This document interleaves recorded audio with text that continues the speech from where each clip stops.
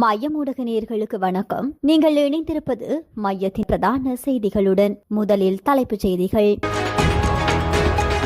7 வாகனங்கள் மோதி கோர விபத்து, பெண் உயிரிழப்பு, 10 பேர் வைத்தியசாலையில். தேர்தல் நடந்தால் எமக்கே வெற்றி, தோல்விக்கு அஞ்சியே தேர்தலை இழுத்தடிக்கின்றது இந்த அரசு, சஜித் குற்றச்சாட்டு. யாழ் ஒருங்கிணைப்பு குழு கூட்டத்தில் பதற்றம், அடியாட்களால் எழுந்த சர்ச்சை.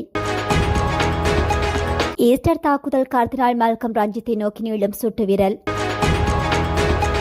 10 வயது மாணவியிடம் பாலியல் அத்துமீறல், பாடசாலை அதிபர் அதிரடி கைது.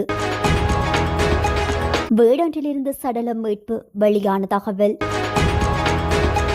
துப்பாக்கி தவறுதலாக வெடித்ததில் ராணுவ வீரர் பலி, மன்னாரில் சம்பவம்.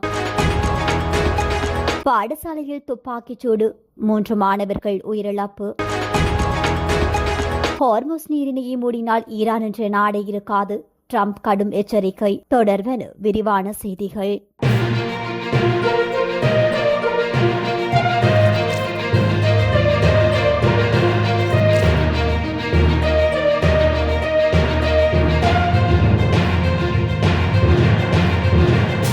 கேகாலி மாவட்டம் கொழும்பு கண்டி பிரதான வீதியில் உள்ள வரகொட பகுதியில் 7 வாகனங்கள் ஒன்றோடொன்று மோதி கோர விபத்து ஏற்பட்டுள்ளது. இந்த விபத்தில் ஒருவர் உயிரிழந்ததுடன் மேலும் 10 பேர் காயமடைந்துள்ளதாக காவல்துறை தெரிவித்துள்ளது. தனியார் பஸ் ஒன்று மற்றும் பல வாகனங்கள் ஒன்றன் பின் ஒன்றாக மோதிக்கொண்டதில் குறித்த விபத்து ஏற்பட்டுள்ளது. இந்த விபத்தில் காயமடைந்த 10 பேர் தற்போது வைத்தியசாலையில் அனுமதிக்கப்பட்டுள்ளதாக தெரிவிக்கப்படுகின்றது. இந்த விபத்தில் பெண் ஒருவர் உயிரிழந்துள்ளார். விபத்தில் சிக்கிய வாகனங்களில் பல ஓட்டுநர் பயிற்சி நிலையத்தை சேர்ந்தவை என்றும் மோதல் நடந்தபோது அவை அப்பகுதியில் சென்று கொண்டிருந்த எனவும் தகவல்கள் தெரிவிக்கின்றன. விபத்துக்கான காரணம் குறித்து காவல்துறையினர் விசாரணைகளை நடாத்தி வருகின்றனர். மாகாண சபை தேர்தல் நடந்தால் ஐக்கிய மக்கள் சக்தி நிச்சயம் அமோக வெற்றியீட்டும் என்றும் தேர்தல் தோல்விக்கு அஞ்சியே இந்த அரசு தேர்தலை நடாத்தாமல் இழுத்தடித்து வருகிறது எனவும் எதிர்க்கட்சித் தலைவர் சஜித் பிரேமதாச தெரிவித்துள்ளார். கண்டி மல்வத்து மகாவிகாரைக்கு நேற்று விஜயம் செய்த எதிர்க்கட்சித் தலைவர் அங்குள்ள முக்கிய தேரர்களை சந்தித்து கலந்துரையாடிய பின்னர் ஊடகங்களுக்கு கருத்து தெரிவிக்கும் போது இதனை குறிப்பிட்டுள்ளார். மல்வத்து மகாவிகாரைக்கு நேற்று காலை விஜயம் செய்த எதிர்க்கட்சித் தலைவர் மல்வத்து மகாநாயக்க தேரர் திப்பட்டு வாவே ஸ்ரீ சுமங்கல தேரர் மற்றும் அனுநாயக்க தேரர் திம்புல் கும்பரே விமல் தம்ப தேரர் ஆகியோரை சந்தித்து ஆசி பெற்றுக் கொண்டுள்ளார். தொடர்ந்தும் அஸ்கிரி மகாவிகாரைக்கு சென்று அஸ்கிரி பீடத்தின் மகாநாயக்க தேரர் வரக்காகொட ஸ்ரீ ஞானரத்ன தேரரை சந்தித்து நலம் விசாரித்துள்ளார். இதன்போது மகாநாயக்க தேரர்களுக்கு அட்ட பிரிக்கரவகை அன்பளிப்பு செய்ததுடன் சம்புத்த சாசனத்தின் பாதுகாப்பை உறுதிப்படுத்துவதற்கான பரந்த தேசிய கலந்துரையாடல் குறித்தும் தெளிவுபடுத்தியுள்ளார். இதனைத் தொடர்ந்து ஊடகங்களுக்கு கருத்து தெரிவித்த எதிர்க்கட்சித் தலைவர் மாகாண சபை தேர்தலை நடாத்துவதற்கு தேவையான சகல ஜனநாயக ரீதியிலான நடவடிக்கைகளையும் நாடாளுமன்றத்திற்குள்ளும் அதற்கு வெளியேயும் முன்னெடுக்க நாம் எதிர்பார்த்துள்ளோம். மக்கள் பெற்றுக் கொடுத்த அறுதி பெரும்பான்மை அதிகாரத்தை பயன்படுத்தி ஜனாதிபதி அனுரகுமார திசாநாயக்க தலைமையிலான தேசிய மக்கள் சக்தி அரசு இன்று அதிகார மமதியுடன் நாடாளுமன்ற குழுக்களை தங்களது கட்டுப்பாட்டுக்குள் கொண்டு வந்து கையாண்டு வருகிறது. ஜனநாயக வழிமுறைகளினூடாக ஆட்சியை பிடித்துவிட்டு இன்று ஜனநாயகத்தை முடக்கும் தன்னிச்சையான தனிக்கட்சி ஆட்சியை நோக்கி நாட்டை கொண்டு செல்கின்றனர். இதற்கு ஒருபோதும் இடமளிக்க முடியாது. இனிவரும் தேர்தல்களில் எந்தவொரு தரப்புக்கும் அறுதி பெரும்பான்மை நாடாளுமன்ற பிரதிநிதித்துவம் தேவையில்லை. எளிய பெரும்பான்மை இருந்தால் போதுமானது என்பதை நாட்டின் 220 லட்சம் மக்களும் இப்போதாவது பாடமாக கற்றுக்கொள்ள வேண்டும். சர்வதேச சந்தையில் விலைகள் குறைந்து காணப்படும் இந்த தருணத்தில் பாகிஸ்தான் போன்ற பல நாடுகள் விலையை குறைத்துள்ள போதும் இலங்கை அரசு ஏன் குறைக்கவில்லை? வெறும் வெற்று பேச்சுகளாலும் பொய்களாலும் இந்த அரசாட்சி நடக்கிறது. 30 தொடக்கம் 40 வீதம் வரைக்கான மக்கள் ஏழைகளாக மாறியுள்ளனர். இந்த வறுமையிலிருந்து மக்களை மீட்பதற்கு ஐக்கிய மக்கள் சக்தி பிரதான தேசிய வேலை திட்டம் ஒன்றை உருவாக்கிக் கொண்டிருக்கின்றமை குறிப்பிடத்தக்கது. யாழ் ஒருங்கிணைப்பு குழு கூட்டத்தில் அமைச்சர் சந்திரசேகர் அழைத்து வந்த அடியாட்கள் அச்சுறுத்தும் வகையிலான செயற்பாடுகளில் ஈடுபட்டிருந்தமையை வன்மையாக கண்டிக்கிறோம் என தமிழ் தேசிய மக்கள் முன்னணியின் பொதுச் செயலாளர் செல்வராசா கஜேந்திரன் தெரிவித்துள்ளார்.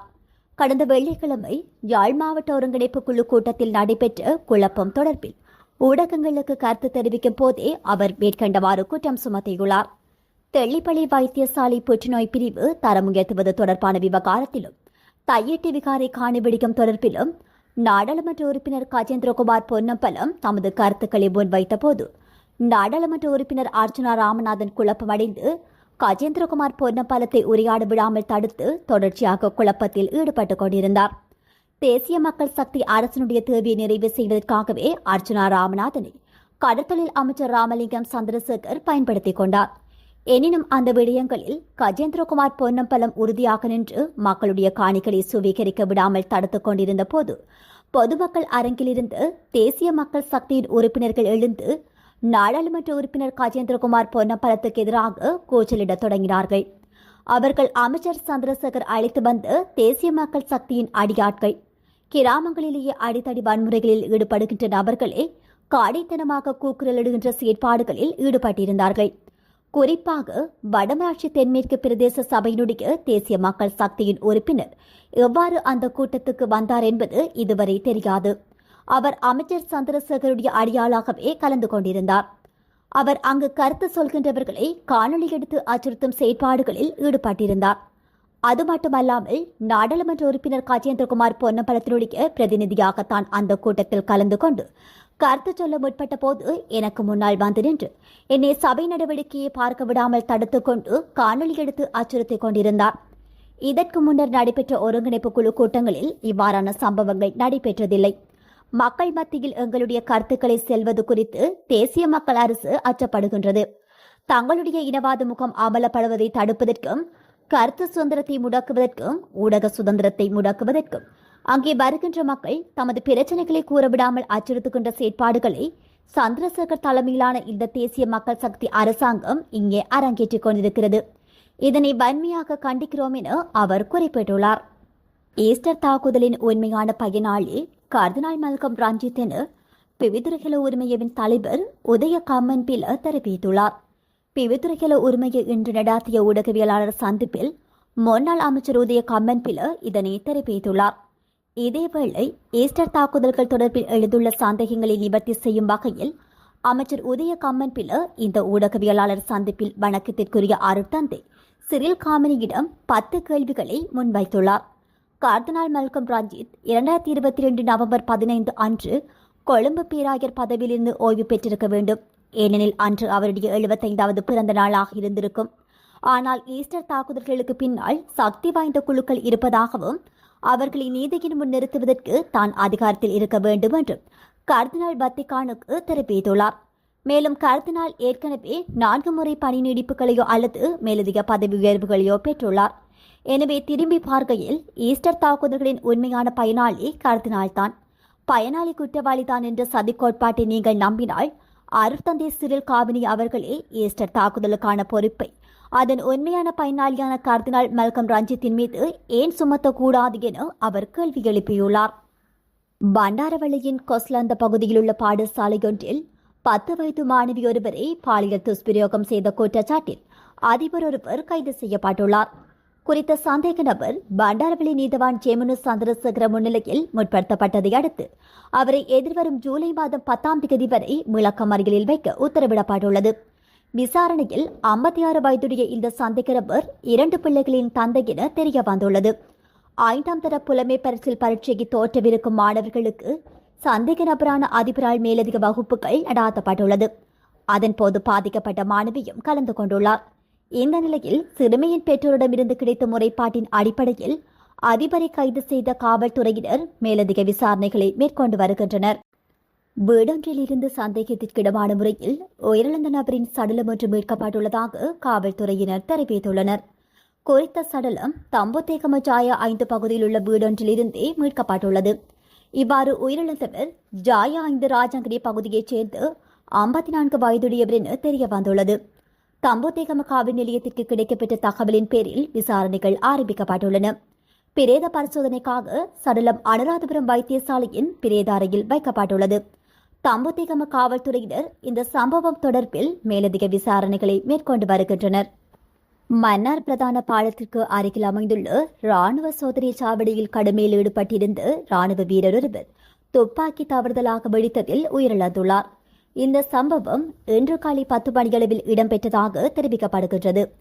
உயிரிழந்த ராணுவ வீரர் மன்னார் சவுத்பார் ராணுவ முகாமில் கடமையாற்றிய 46 வயதானவர் என தெரிவிக்கப்படுகின்றது. குறித்த ராணுவ வீரர் மன்னார் பிரதான பாலத்தடியில் அமைந்துள்ள சோதனை சாவடியில் கடமையில் ஈடுபட்டிருந்ததோடு அங்கு கடமையில் உள்ள ராணுவ வீரர்களுக்கு பொறுப்பாக இருந்து பணி நிமித்தம் துப்பாக்கிகளை வழங்கியுள்ளார் என தெரிவிக்கப்படுகின்றது. ராணுவ வீரர்களுக்கு துப்பாக்கிகளை பரிசோதித்து வழங்க முற்பட்ட போதே துப்பாக்கி ஒன்று வெடித்ததன் காரணமாக அந்த ராணுவ வீரர் காயமடைந்துள்ளார். இந்த நிலையில் ராணுவ வீரரை உடனடியாக மன்னார் மாவட்ட பொது வைத்தியசாலைக்கு கொண்டு சென்ற போதும் சிகிச்சை பலனின்றி அவர் உயிரிழந்துள்ளார். உயிரிழந்த ராணுவ வீரரின் சடலம் மன்னார் மாவட்ட பொது வைத்தியசாலையில் வைக்கப்பட்டுள்ளதுடன் மேலதிக விசாரணைகளை மன்னார் காவல்துறையினர் முன்னெடுத்து வருகின்றனர். பிலிப்பைன்ஸ் நாட்டின் தக்லோபன் நகரில் உள்ள பாடசாலை ஒன்றில் இன்று இடம்பெற்ற துப்பாக்கிச் சூட்டில் 3 மாணவர்கள் உயிரிழந்துள்ளனர். வழமை போல கல்வி நடவடிக்கைகள் நடைபெற்றுக் கொண்டிருந்த நிலையில் 2 மர்ம நபர்கள் திடீரென பாடசாலைக்குள் நுழைந்து துப்பாக்கிச் சூடு நடாத்தியதாக தெரிவிக்கப்பட்டுள்ளது. இந்த தாக்குதலில் மேலும் 5 மாணவர்கள் காயமடைந்து வைத்தியசாலையில் அனுமதிக்கப்பட்டுள்ளனர். சம்பவம் தொடர்பாக உடனடி நடவடிக்கை எடுத்த போலீசார் 2 சந்தேக நபர்களை கைது செய்து விசாரணைக்கு எடுத்துள்ளனர்.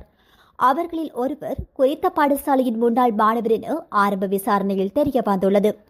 துப்பாக்கிச் சூட்டுக்கான சரியான காரணம் இதுவரை உறுதியாகவில்லை என அதிகாரிகள் தெரிவித்துள்ளனர். மேலதிக விசாரணைகள் தொடர்கின்ற நிலையில் சம்பவம் இடம்பெற்ற பகுதியில் பாதுகாப்பு அதிகரிக்கப்பட்டுள்ளதாக பிலிப்பைன்ஸ் தேசிய காவல்துறை அறிவித்துள்ளது. இந்த சம்பவம் காரணமாக தக்லோபன் நகரில் பொதுமக்கள் மத்தியில் பெரும் அதிர்ச்சி நிலவி வருகின்றது. ஹார்முஸ் நீரிணையை மூடினால் ஈரான் என்ற நாடே இருக்காது என அமெரிக்க ஜனாதிபதி டிரம்ப் மிக கடுமையான எச்சரிக்கை விடுத்துள்ளார். அத்தோடு ஹார்முஸ் நீரிணை வழியாக செல்லும் கப்பல் போக்குவரத்தை சீர்குலைக்கும் எந்தவொரு நடவடிக்கையிலும் ஈடுபடக்கூடாது என ஈரான் அதிகாரிகளுக்கு தெரிவிக்கப்பட்டுள்ளது. ஹார்முஸ் நீரிணை வழித்தடத்தில் அல்லது ஏதேனும் முற்றுகை அல்லது இடையூறு ஏற்படுத்தப்பட்டால் அமெரிக்கா தனது முழு பலத்துடன் கடுமையான பதிலடி கொடுக்கும் என அவர் குறிப்பிட்டுள்ளார்.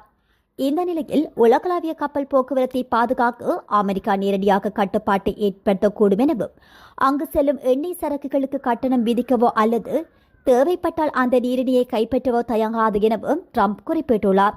இத்துடன் மையத்தின் பிரதான செய்திகள் நிறைவு பெறுகின்றன. நன்றி.